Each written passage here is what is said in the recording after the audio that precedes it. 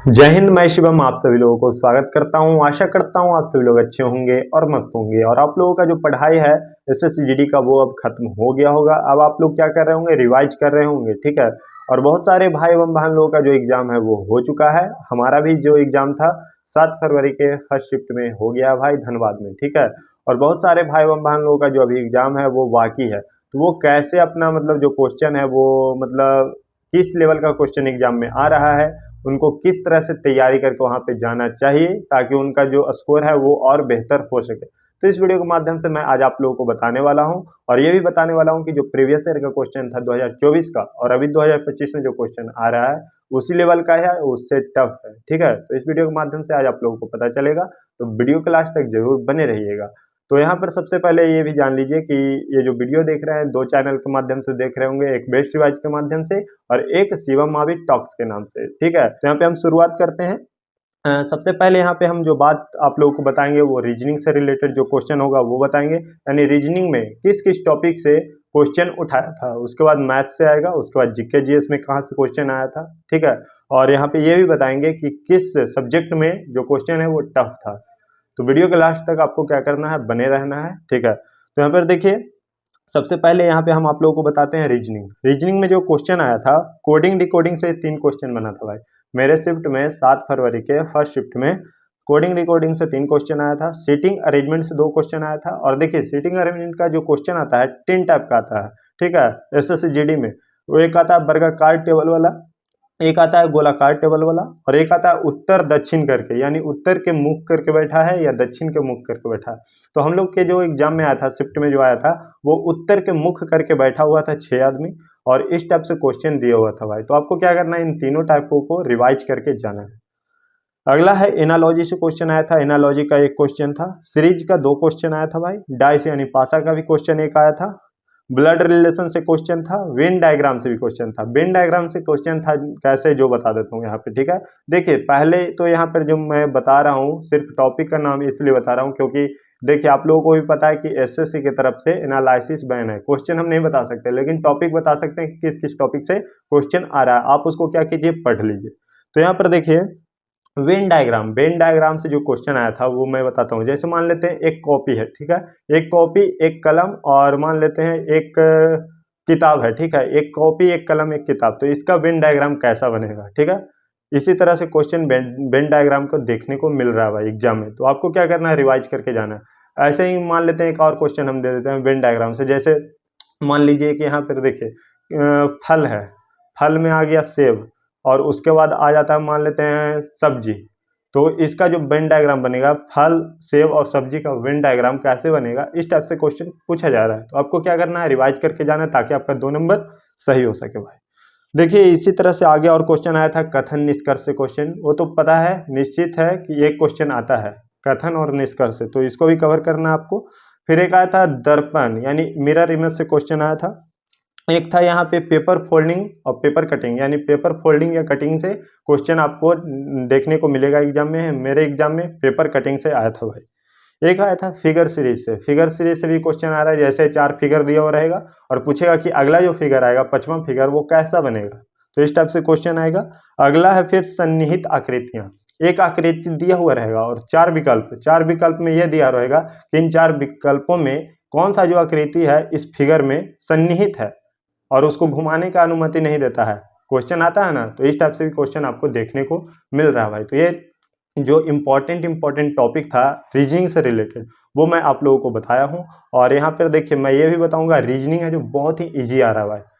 मतलब 10 क्वेश्चन ऐसा आएगा ना कि बिना पेन उठाए आपका सोल्व हो जाएगा। लेकिन वहाँ पर देखिए एग्जाम में होता है तो हर किसी को मैं जानता हूँ थोड़ा सा मतलब जो अंदर से नर्वस टाइप का हो जाता है भाई, ठीक है। तो आपको बस नर्वस नहीं होना है, बस हिम्मत अंदर से रखना भाई, क्योंकि आपको क्या है, फौजी बनना है, ठीक है। तो अगला देखिए यहाँ पे जो है वो मैथ का टॉपिक है। मैथ में आया था जो क्वेश्चन लाभ और हानि से क्वेश्चन 2 क्वेश्चन आया था, प्रतिशत से 1 क्वेश्चन आया था, सिंप्लीफिकेशन सरलीकरण से 1 क्वेश्चन आया था भाई, CISI यानी चक्रवृद्धि ब्याज और साधारण ब्याज से 3 क्वेश्चन आया था भाई। और ये तीनों जो क्वेश्चन आया था ना, जो कहा जाए कैसे, मतलब लोग बोलते हैं कि इजी था, लेकिन इजी नहीं था भाई, मॉडरेट क्वेश्चन था, थोड़ा सा टफ था, ठीक है।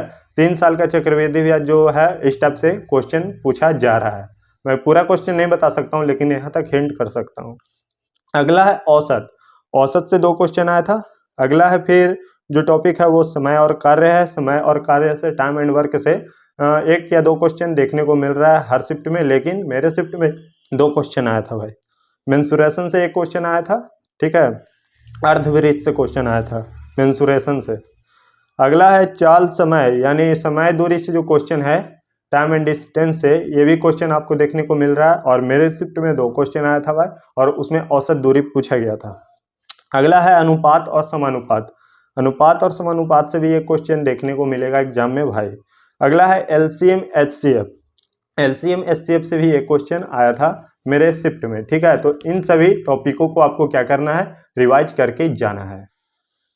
अब जो अगला टॉपिक है वो है जीके जीएस से रिलेटेड, यानी जीके जीएस जो सब्जेक्ट है इसमें किस किस टॉपिक से क्वेश्चन आया है भाई। और मैं अपना जो बताता हूँ भाई, मेरा जो स्कोर है जीके जीएस में वो 15 प्लस करके आया हूँ, ठीक है। और आंसर किया आएगा तो मैं जरूर आप लोगों को बताऊंगा कि मेरा स्कोर कितना आया है और आप लोगों का कितना आ रहा है। तो और ये भी बोलूंगा कि जीके जीएस में जो भी मैं टॉपिक लाया हूँ इंपॉर्टेंट टॉपिक है भाई, और इसी से क्वेश्चन पूछा गया है। और मैं 15 प्लस करके आया हूँ जीके जीएस में, बस इतना से आप अंदाज लगा लो, ठीक है। 15 प्लस जीके जीएस में करके आया हूँ। तो आपको मैं यही बोलूँगा, जो भी टॉपिक बता रहा हूँ उस टॉपिक को जो कहा जाता है ना, रट कर सट जाओ भाई, ठीक है। फौजी बनना है, रट कर सट जाओ। तो देखिए भाई, यहाँ पे जीके जीएस में जो टॉपिक आया था, जिस टॉपिक से आया है यहाँ पे मैं बनाया हूँ। संविधान से क्वेश्चन आया था 2 क्वेश्चन, ठीक है। एक आर्टिकल से आया था और एक और था संविधान ही से ही रिलेटेड। एक था बजट से क्वेश्चन, 2023 के बजट से पूछ रहा है क्वेश्चन। और बहुत सारे भाई बहन लोग जो कह रहे हैं कि 2023 और 24 का मतलब करंट अफेयर्स है जो 2022 और 23 का उठा रहा है, 24 का नहीं उठा रहा है। तो सही है भाई। और बजट का जो क्वेश्चन है वो 2023 से आया था मेरे शिफ्ट में। उसके बाद यहाँ पे नृत्य और महोत्सव से एक क्वेश्चन आया था। और एक क्वेश्चन जो आया था वो था मतलब वादक और वाद्य यंत्र से। जैसे एग्जाम्पल में मान लेते हैं पंडित रविशंकर हैं, तो किस वाद्य यंत्र से जुड़े हुए हैं, तो सितार से जुड़े हुए हैं। तो इस टाइप से क्वेश्चन आपको वहां आ रहा है, तो रिवाइज करते जाना है इन सभी टॉपिकों को, क्योंकि स्टैटिक जीके का ये पोर्शन है भाई। और स्टैटिक जीके मेरे शिफ्ट में 5 या 6 क्वेश्चन पूछा गया है और सब सही करके आए भाई, ठीक है। उसके बाद देखिए यहाँ पे अगला जो क्वेश्चन है अब अगला जो टॉपिक है वो है खेल से। और जो खेल से जो क्वेश्चन आया ना भाई, वो 2023 का क्वेश्चन पूछा गया है, ठीक है। कि पैरालंपिक जो खेल है, इस टाइप से कुछ क्वेश्चन था, पूरा नहीं बता सकता, इस टाइप से क्वेश्चन पूछा गया था, बस इतना आप जान लो। अगला जो क्वेश्चन है पंचवर्षीय योजना, और मोस्ट इंपॉर्टेंट टॉपिक है भाई पंचवर्षीय योजना। पंचवर्षीय यानी 5 ईयर प्लान से जो क्वेश्चन आया था वो 2 क्वेश्चन आ रहा है भाई, और हर शिफ्ट में आ रहा है, तो आप भी रिवाइज करके जाइएगा। जनगणना से एक क्वेश्चन आया था, ये भी इंपॉर्टेंट टॉपिक है। और एक आया था शास्त्रीय नृत्य से, ठीक है। शास्त्रीय नृत्य जैसे एग्जाम्पल में मान लेते हैं जैसे कुचिपुड़ी हो गया, ठीक है, कथकली हो गया, इस तरह से क्वेश्चन बन सकता है, तो रिवाइज करके जाना है। और इससे जुड़े हुए कलाकार से भी रिलेटेड क्वेश्चन देखने को मिल सकता है, बट मेरे शिफ्ट में नहीं आया था। अगला जो क्वेश्चन है वो पूछा गया था नीति आयोग, जैसे मतलब एग्जाम्पल हम बता रहे हैं, जैसे सरकारी जो एक होता है ना सरकारी आयोग, उसका जो मेन अध्यक्ष होता है कौन होता है, तो उसी तरह से यहाँ पे हम नीति आयोग को एग्जाम्पल के रूप में लिए हैं, यानी नीति आयोग के अध्यक्ष कौन होते हैं।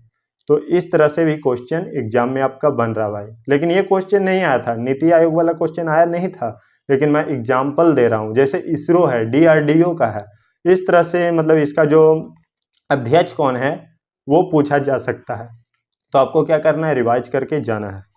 अगला जो यहाँ पे टॉपिक है मोस्ट इंपॉर्टेंट टॉपिक, वो है योजना से रिलेटेड, यानी प्रधानमंत्री के द्वारा या राज्य सरकार के द्वारा कौन कौन सा योजना चलाया गया है वो आपको पढ़कर जाना है। क्योंकि मेरे शिफ्ट में एक योजना आया था, प्रधानमंत्री से रिलेटेड योजना था, योजना का नाम नहीं बता सकते, लेकिन वो 2021 का योजना था भाई।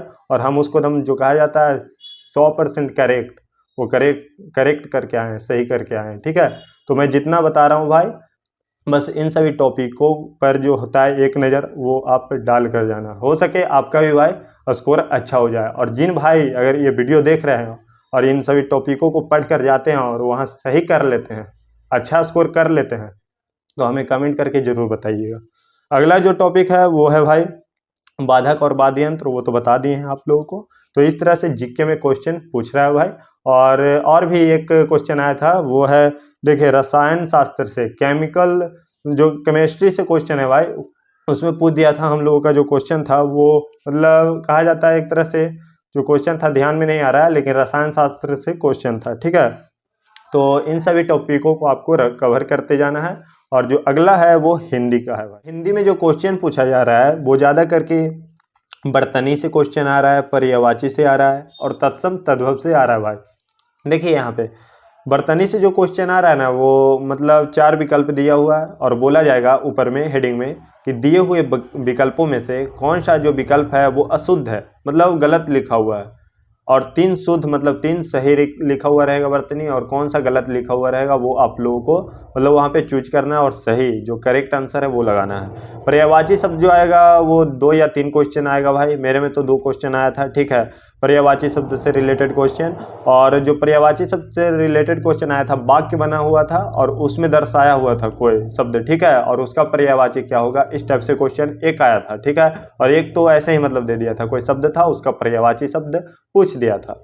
इस तरह से क्वेश्चन आया था। तत्सम तद्भव से भी जो क्वेश्चन आया था वो वाक्य बना हुआ था और उसमें एक जो शब्द था उसको हाईलाइट किया हुआ था और उसका तत्सम शब्द कौन सा होगा, इस तरह से पूछा गया था। अगला जो क्वेश्चन है वो शुद्ध वाक्य, यानी आपका जो क्वेश्चन होगा वो दिया हुआ रहेगा, ठीक है, और उसमें 4 विकल्प रहेगा, उसमें से एक वाक्य शुद्ध रहेगा और 3 अशुद्ध रहेगा। तो उस तरह से 3-4 क्वेश्चन आ रहा था भाई, तो उसको आपको क्या करना है, रिवाइज करके जाना है। रिक्त स्थान से भी क्वेश्चन आया था, जिसे वाक्य बना हुआ था उसमें एक जगह रिक्त स्थान था। अगला आया था जो क्वेश्चन संज्ञा से क्वेश्चन आया था, एक क्वेश्चन, यानी व्याकरण से एक क्वेश्चन यहाँ पे आ रहा था भाई। समानार्थी शब्द से भी क्वेश्चन आया था और वाक्यांश और लोकोक्तियां से भी क्वेश्चन आया है हिंदी एग्जाम में। और यहाँ पर देखिए जो SSCGD का हिंदी का जो पेपर है उसमें गद्यांश 5 नंबर का पूछा गया था, और 5 नंबर का जो गद्यांश पूछा गया था वो बहुत ही जटिल था, मतलब सरल नहीं था भाई, मैं यही बोलूँगा, ठीक है। मतलब प्रीवियस ईयर से अगर तुलना किया जाए तो उस लायक मतलब कहा जाए कि नहीं था गद्यांश का जो 5 क्वेश्चन था, मतलब समझ में नहीं आ रहा था कि कहाँ से गद्यांश उठाया है, ठीक है। जो भी 7 फरवरी को फर्स्ट शिफ्ट में दे के आए हैं वो उनसे पूछ लीजिएगा आप, ठीक है। मतलब बहुत कम लोग बोलेंगे कि सरल क्वेश्चन था, और जो तो भाई पढ़ने में फिर उनको तो बोल नहीं सकते, उनके लिए तो सरल ही है।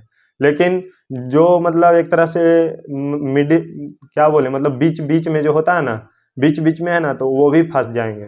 मतलब 80% तैयारी है, 100% श्योर नहीं है वो, तो वो भी गद्यांश में फंस जाते हो भाई। मतलब इस तरह से एग्जाम में गद्यांश पूछ रहा है, तो आप बस यही बोलूँगा भाई कि जो भी मैं बताया हूँ उस पर आप क्या करो, फोकस करो और गद्यांश पे थोड़ा ध्यान देना भाई, ठीक है। जहाँ से भी गद्यांश मिले वो आप घर पे रिवाइज कर लो, मॉक टेस्ट से या कहीं से भी, और वहाँ कोशिश करना कि हमारा जो क्वेश्चन है वो गलत ना हो। और जो भी यहाँ पर देखिए रीजनिंग से, मैथ से और जीके जीएस और हिंदी से जो भी हम टॉपिक बताए हैं भाई, बस एक बार विश्वास करके आप वहाँ से उस टॉपिक को पढ़ कर जाना भाई। मैं आपसे बस ये रिक्वेस्ट करूँगा, क्योंकि हो सकता है भाई 1 या 2 क्वेश्चन की वजह से आपका ज़िंदगी है वो बदल दे, क्योंकि कुछ भी होता है ना भाई तो 1 या 2 नंबर से ही होता है, ठीक है। मतलब पॉइंट पॉइंट से भी हो जाता है, यानी एक ही क्वेश्चन आपका ज़िंदगी अब बदल भी सकता है, या हो सकता है तो आपको 1 साल और मेहनत करवा सकता है, जैसे अभी हम कर रहे हैं भाई, ठीक है। क्योंकि हमारा भी 2024 में सारा कुछ हो गया था, बट 2 या 2.5 नंबर के वजह से ही हमारा सिलेक्शन नहीं हो पाया, बट उतना नहीं लिए भाई, चलो छोड़ो, हुआ तो नहीं हुआ, किस्मत में नहीं था। लेकिन मैं आप लोगों को बोलूँगा भाई, अभी आप लोगों के पास में टाइम है, फालतू जगह पे अभी टाइम वेस्ट ना करो, अभी पढ़ाई पे वेस्ट करो और जितना हो सके अब रिवाइज करो, नए चीज़ों पर फोकस ना करो, और जो भी टॉपिक बताया हूँ बस टॉपिक वाइज आप पढ़ाई कर लो भाई, आपका सिलेक्शन निश्चित है। और इसी तरह से मैं आप लोगों के लिए आगे भी इम्पोर्टेंट वीडियो लाता रहूँगा। वीडियो अच्छे लगेंगे तो लाइक करके चैनल को सब्सक्राइब जरूर कीजिएगा। मिलते हैं फिर नेक्स्ट वीडियो में, धन्यवाद।